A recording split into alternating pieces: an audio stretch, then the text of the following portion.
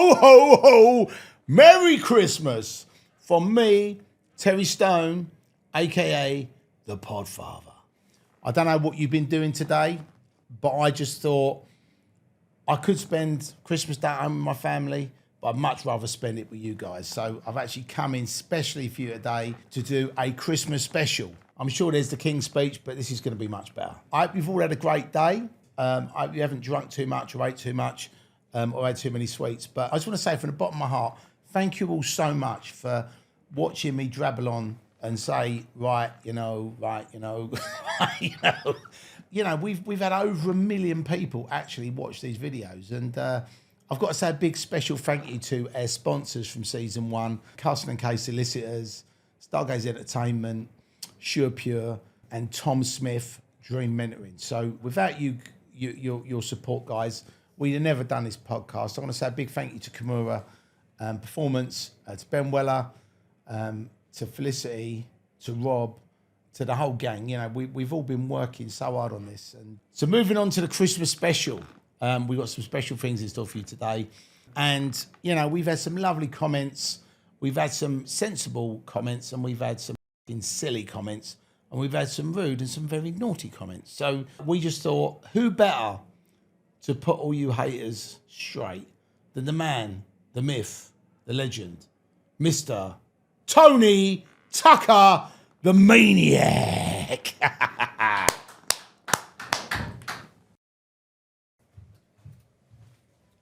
Well, sit here, yeah? Fucking hell. See how the Podfather rolls, baby. So many of you wanted to see me in the wig. I don't know why, but the Podfather, Terry Stone, stroke Tony Tucker, is here now to go through the good tweets, the bad tweets, and the ugly tweets, and straighten some of these people out, because they need straightening out. So we're going to go to episode 1, Bernard Mahoney. First one is from Charles Brown, 4941. Whole thing has been flogged to death, but this was good. Cheers, Charles. Appreciate that. Always thought Bernie comes across well. Get CL on next, see what he has to say for himself. Well, we did actually reach out to Carlton and ask him if he would do the podcast. I wear a wig, he wears a mankini. He politely declined, so I don't think that one's going to happen, unfortunately. Charles, appreciate you saying this was good. I still think there's a little bit more to go on the Essex Boys stories. I think there's probably another 10, 20 years, another 10, 15 films, and another 20 books. So you might think he's been flogged to death, but I still think you're going to fucking watch it anyway.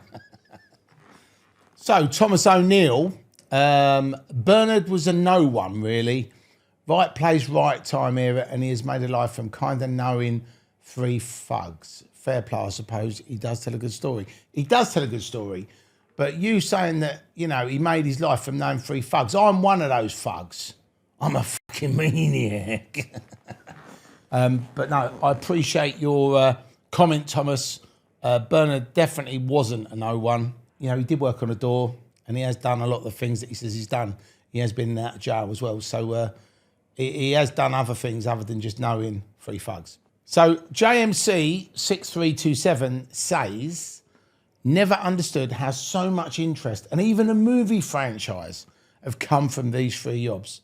I don't think anybody understands it, really. I mean, if you actually look at true crime, you know, probably the most famous criminals in England are the Krays and the Essex Boys. But, you know, the actual, there's a lot more higher profile villains. There's a lot more bigger gangsters. So, yeah, I don't understand it either, mate. There's been 20 books and 30 films, so somebody obviously likes it. So the Sedgwick family enjoyed that, double thumbs up. But I wish I had £1 for every time Terry said right. Right, right, right, right. There's another £4. Oh, Santorini. I can't take you seriously, Terry, without the mullet. Well, I've got it on now, so hopefully you're taking me seriously now. Sold MG. Thought this guy looked a bit familiar. Turns out he's the bloody actor for Tucker in the Rise of the Foot Soldier movies. Well spotted, son. You get 10 out of 10 for being observant. Yeah, I'm surprised you recognise me, though. A lot of people don't recognise me unless I'm wearing a wig. Capone. I wonder if he's related to Al Capone. 6014. Bernard O'Mahony is a grass and an informer. Well, thanks for letting us know, Capone. I don't know how you know, but I appreciate you sharing that with us. So Paul Williams 4420 says, no offence, Terry, but I always chuckle when I see your boat, mate. Obviously, I haven't got a boat. He's talking about my boat race, my face. Can't stop seeing that awful Irish jig, in brackets wig, in case you didn't know what he meant, you wore when playing Tony Tucker, the foot soldiers on the telly, mate. Love a channel, though, and subbed. Oh, right, amazing. Well, really appreciate you subscribing to the channel. And lots of people do find me funny, probably because I'm a funny cunt. And obviously the wig enhances that funny about me. So appreciate that. Thanks, Paul. Oh, here we go. This is a good one. Terry Stone actually looks like Homer Simpson. Do you actually know who Homer Simpson is? I mean, I nothing like him. I'll tell you who looks like an Homer Simpson. Nigel Farage. He looks like Homer Simpson. I do not look like Homer Simpson. Who's next? So, Dave West 2643. This video has had nearly 200,000 views. Well, it's nearly 400 now. However, you've upset the real foot soldier by inviting him on your podcast. He says he's too busy as he's doing a personal appearance at a caravan park in Skegness.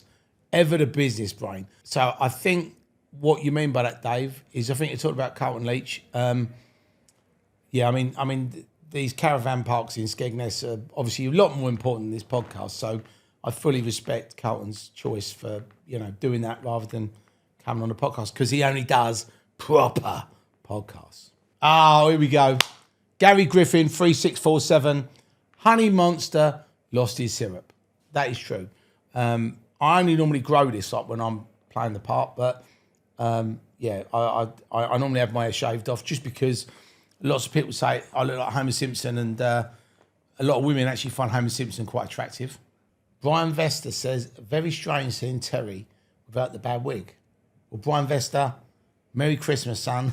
I've got it on just for you. Oh, so James Keeley 83 says, Terry says, way too much. Maybe you're right. Maybe I do say too much. Marty C 4599. Oh God, not this Essex boy story again. Please let it lie now. It's so overcooked. Well, Bernard Mahoney's only ever done one podcast, and that was The Criminal Connection. So the Essex boy story has been told a number of times, but we haven't heard it from Bernard's perspective. So appreciate you saying let it lie now, but it's just not going to happen, mate. There's too many people like it. So Mala 2K23. State of the Perrier, get to Newcastle, you muppets. I think what you're trying to say, look at the state of the Perrier, get to Newcastle, you muppets. I've never been to Newcastle. I know they speak funny up there. And I think the football club's called the Magpies, and there's an owl called Newcastle Owl, but that's all I know about Newcastle. So, yeah, I mean, I'll speak to Bernie, and if we're up there, Mala, we'll come and look you up, mate. So Lee Scott, 9692. Wow, Terry laughs like Tony Tucker. A few people have said that. I think it's my unique laugh. Maybe Tony Tucker laughs like me, I don't know. But, yeah, appreciate that. Thanks, Lee Scott, for being observant. Oh, here we go. So we're now moving on from episode 1 to the Noel Clarke episode. And T-Tube786 says, this mug is suing The Guardian for 10 million bags. Fair play if he wins, though. Why is he a mug? I mean, it's bizarre. Why is he a mug? If somebody says something bad about you and in the paper and you go after him, why is he a mug? I don't understand that. And then you got a smiley face, fair play if he wins, though. So, yeah, I mean, he'd be a rich mug if he wins, wouldn't he? So we recently interviewed Sean Atwood, who's a big true crime podcaster, and original individual. Is that original? I don't know. Yeah, original individual. I normally enjoy your podcast, but you really should have looked into Sean's background before having him on. I mean, I just watched a lot of his podcast, and I just thought he was an interesting character. And obviously, he has been at jail, and he has done a lot of the things he said he's done in his books. And yeah, I mean, I don't know what part of his background we should look at. I thought if somebody's committed a crime or they've got a criminal connection, they should come on the show. So, Beats by Elliot. His waistcoat makes it look like he's wearing proper high-waisted trousers. I'm going to let you into a secret, Beats by Elliot. Sean does wear high-waisted trousers. Remember, you heard it first. Jason Baker 2255.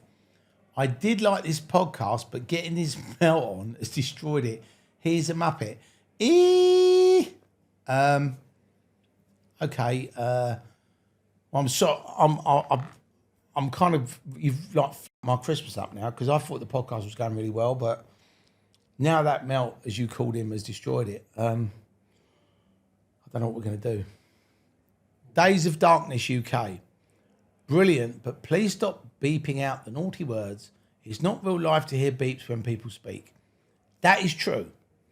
But if you say cunt more than once, fuck more than once, and you talk about cocaine, anything like that, and you don't beep it out, it will not be seen by anybody on YouTube because they don't like it.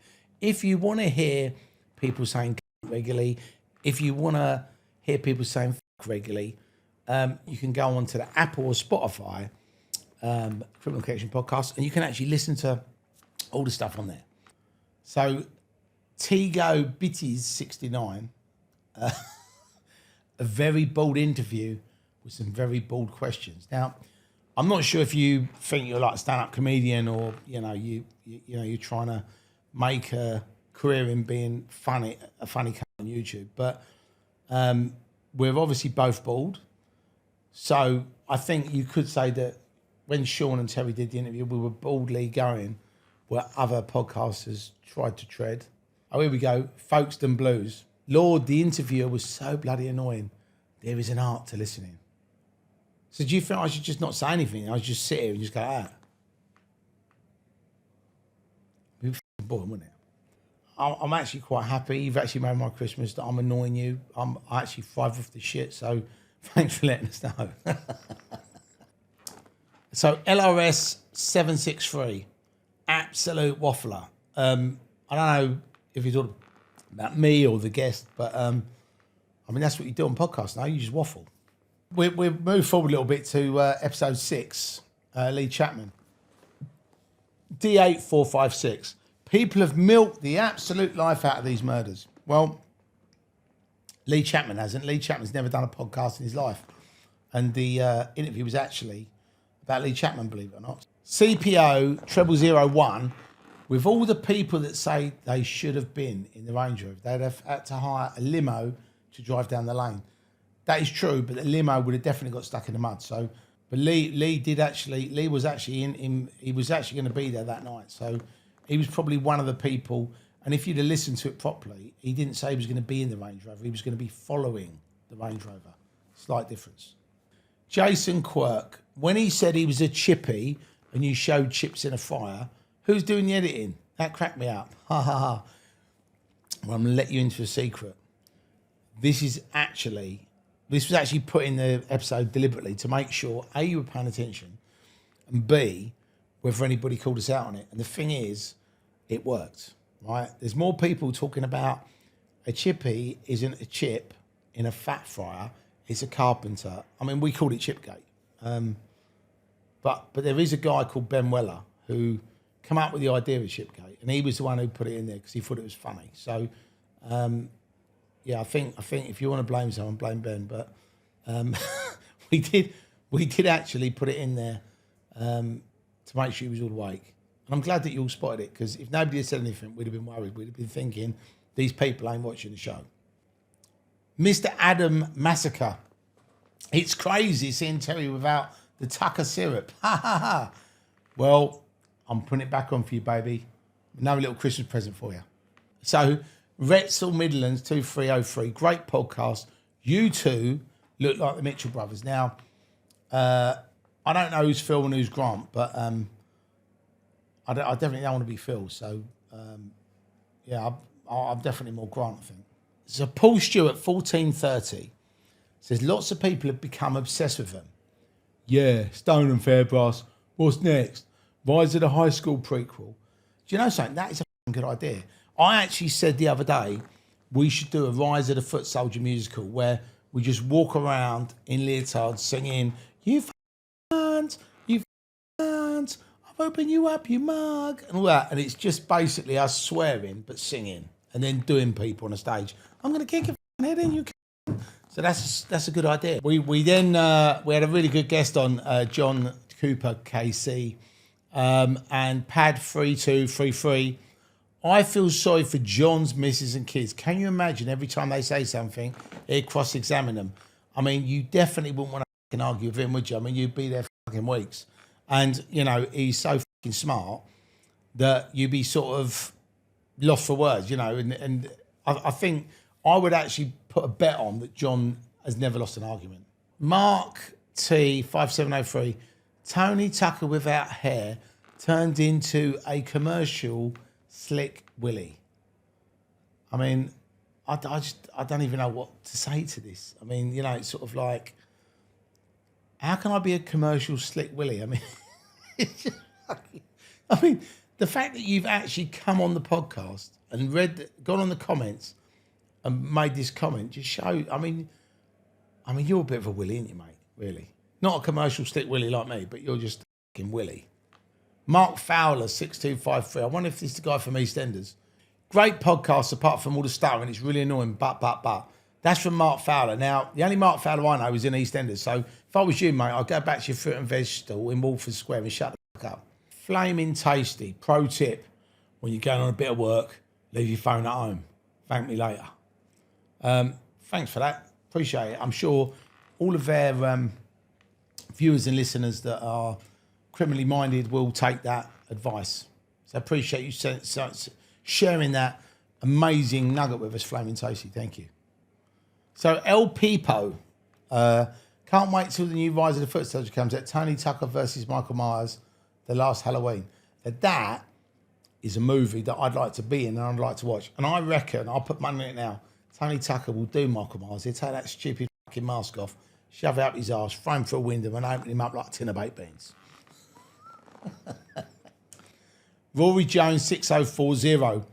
From now on, I shall be referring to the city in East Anglia as Chip Switch. Lol. Now, that is f***ing genius, Rory. Ben actually said that was his favourite comment, Chip Switch, but that also leads from Chipgate. And obviously the chips were down when we did that episode. So, you know, I appreciate that's actually probably one of the most amusing comments we've seen. There's been a lot of unfunny comments in it, but that's actually one of the good ones. So well done, Rory Jones 6040. Bobby James 1988. Please forgive my dumbness. Is this interview the guy who plays Tony Tucker? Bobby James, it's me. As you can see, I'm wearing a wig for you. It's a little bit like a Podfather reveal. Tiff C 5774. When's the Pactate Zombie trilogy? Well, that's actually a really good question. And we are actually developing a movie called Rise of the Foot Soldier Undead. And when the guys get killed in Range Rover, obviously it's going to just zoom in on them. We're all laying there going like that. And all of a sudden you hear, and then we all come back to life. So we're going to be like basically dead zombies with all their faces sort of. So there's not going to be a lot of dialogue. It's just going to be us walking around going and just eating people and killing people. So that's being developed. BGEF8SK. Let your guests talk instead of talking about yourself, Terry.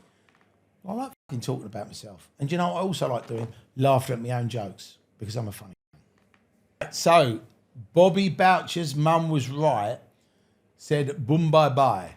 Now, this is in relation to the Clive Driscoll episode.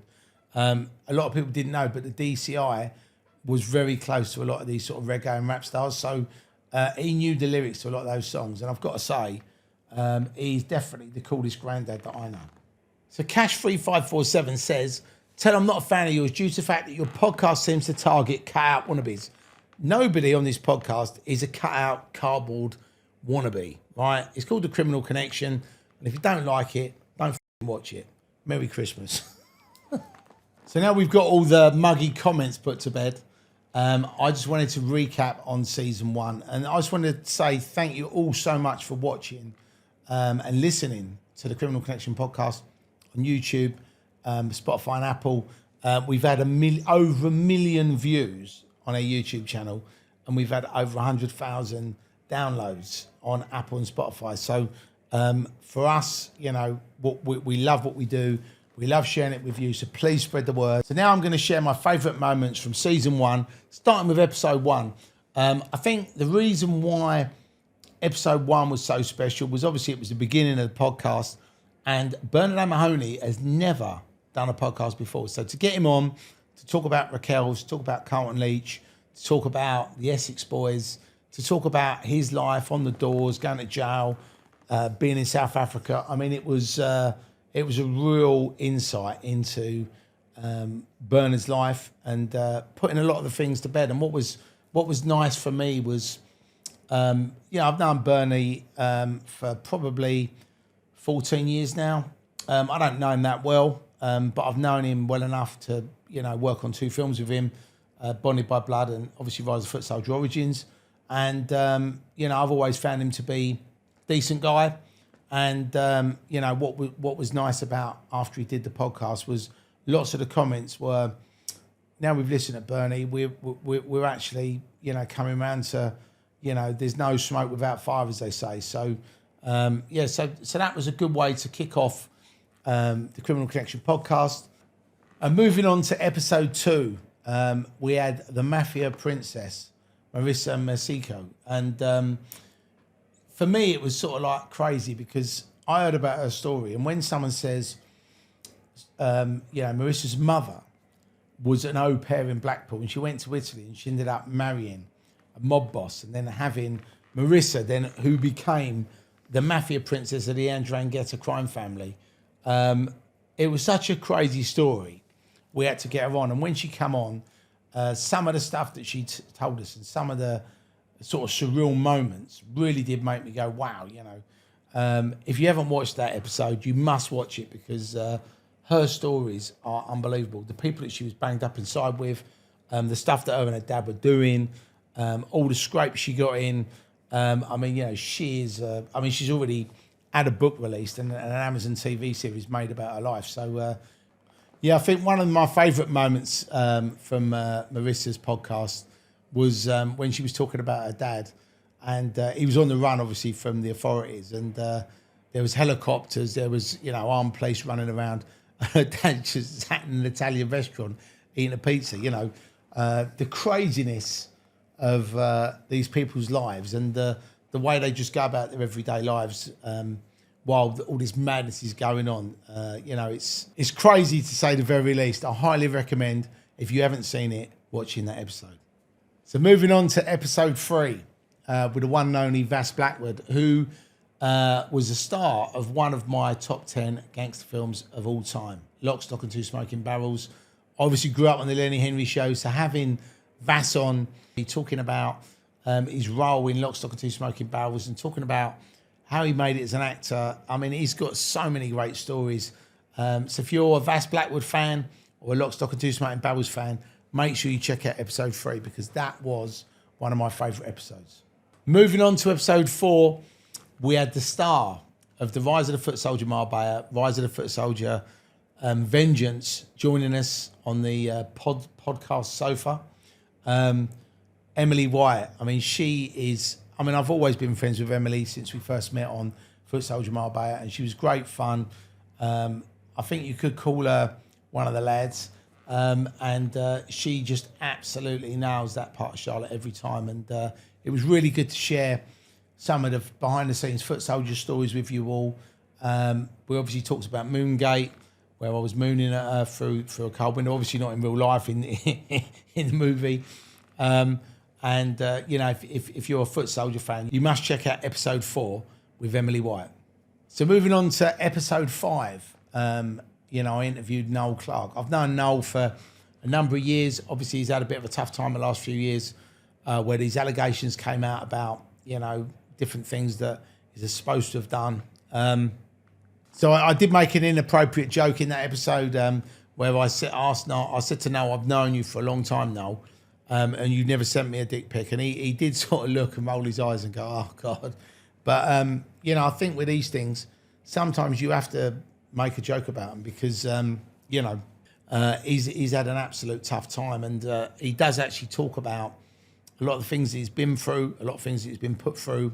The one thing that Noel talks about, which you know, it was how he you know, against all the odds, become a BAFTA-winning actor, writer and director. He's got an amazing story. So for all you sort of adulthood, brotherhood fans, you must check out this Noel Clarke episode. Hold on, it's from Noel.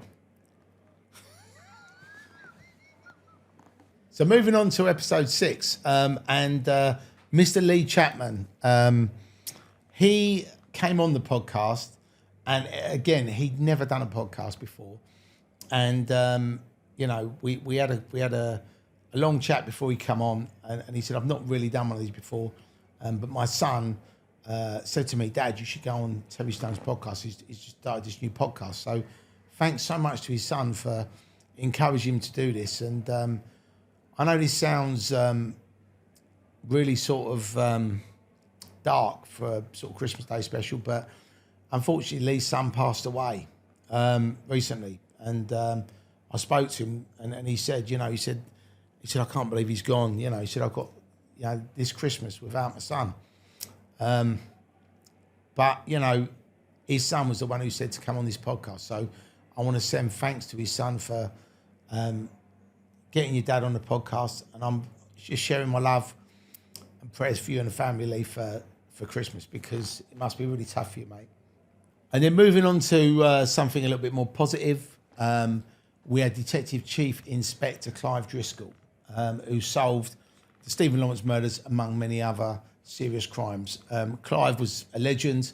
If you've ever wondered what a cool granddad looks like or sounds like when he raps reggae and rap lyrics, Clive's your man. So make sure you tune in to that episode, because he was absolutely hilarious, and every interview went by so quickly. I think it was just under 2 hours. So if you're interested in hearing the other side on the true crime, definitely listen to Clive Driscoll's. So looking back to episode 8, we only had Basil and Joe on the show, George Russo, and again, you know, he hasn't done a podcast before, but we had a real laugh.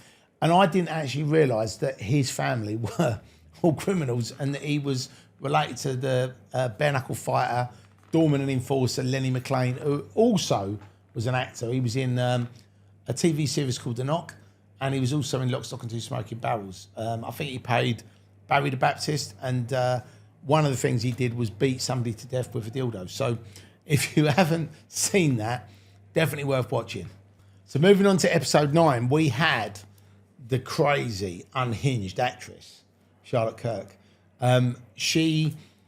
You've probably seen the little teaser where she actually throws the cup on the floor and starts screaming. A little bit of behind the scenes for you.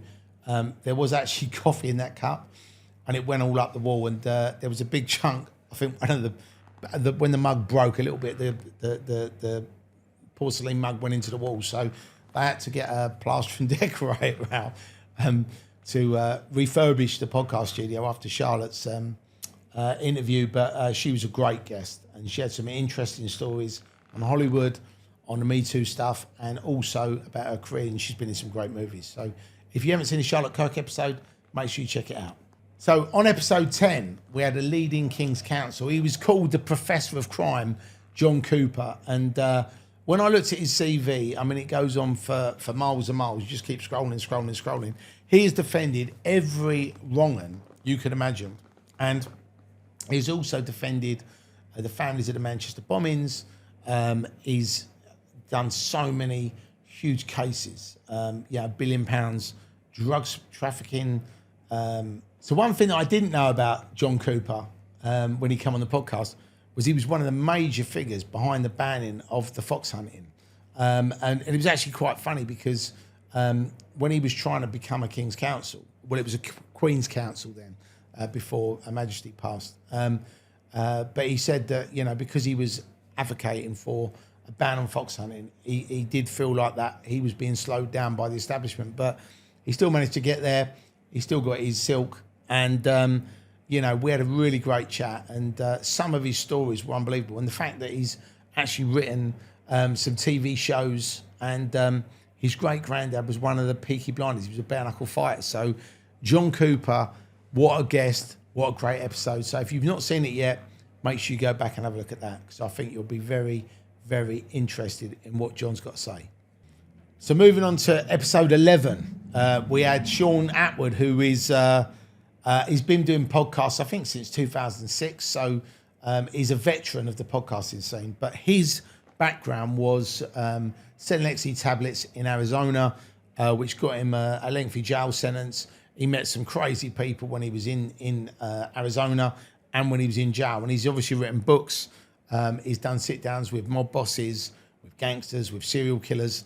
You know, I was obsessed with actually interviewing him and hearing his story, and he returned the favour. So if you don't know who Sean Atwood is, which I'm sure you will, make sure you have a listen to this, because he's got some great stories. He said some stuff that he's not said previously. And also, if you go on to Sean Atwood's podcast, you can see the interview he did with me talking about the old rave days. So obviously without the wig. So that's definitely worth checking out, episode 11 of the Criminal Connection podcast. So episode 12, I like to call it the grand finale, where Craig Rolfe and Tony Tucker got back together for just under 2 hours to talk about their careers, the fun, the behind-the-scenes stuff. And I've got to say, Roland, again, has never done a podcast. He does no social media. He's a very private person. So to get him on and to have a banter with him for, you know, just under 2 hours was great. And there's so many good stories in that episode. Again, you know, if you're a Rise of the Foot Soldier fan, Football Factory fan, the Business fan, a rock and roller fan, I mean, you know, Roland's been in so many movies. So if you're a Roland Manukian fan, that episode you will absolutely love. So that brings us to the end of our very first Criminal Connection podcast Christmas special. Obviously, you know, I've got a nice red jumper on, a nice blonde wig, and we've given this to you for Christmas just to say thank you. We've got an amazing community. You know, we've built up 21,000 subscribers. So we've had over 1 million people watch our YouTube channel videos. We've had hundreds of thousands of people listen to our Spotify and Apple Music. We've managed to hit the charts. We've had so much positive feedback, so many positive comments. I've had some great feedback from various people. In the comments, you can see one of them said, I was the Michael Parkinson of true crime. God bless Michael Parkinson, who's no longer with us, but I'll definitely take that. Somebody else also said, I'm the UK's Joe Rogan. I'll take that, and I wouldn't mind having $100 million of his money as well. But genuinely, guys, I just appreciate you watching, listening, sharing what we're doing, subscribing, liking. You know, doing these things from nothing is always hard. So we've been really blessed. We've had some amazing people working behind the scenes on the show. Ben Weller and myself, we've kind of spent weeks on end talking, emailing, going over stuff, and obviously we're so happy and thrilled with what we've created. You know, we've had Owen, Rob, and Felicity working out behind the scenes, and you know, but without you, we wouldn't be anybody. So thank you all for supporting the podcast, for subscribing, for liking, for sharing. I can't wait to unveil season 2. We've got so many great guests, a lot of people that haven't ever done podcasts before. It's got a lot of exclusives, and I'm just so excited. So I want to take this opportunity to thank you for tuning in. I want to wish you all a Merry Christmas. I hope you have a fantastic New Year's, and I hope 2024 is a great year for you and your families. Peace and love, and I'll see you on the other side.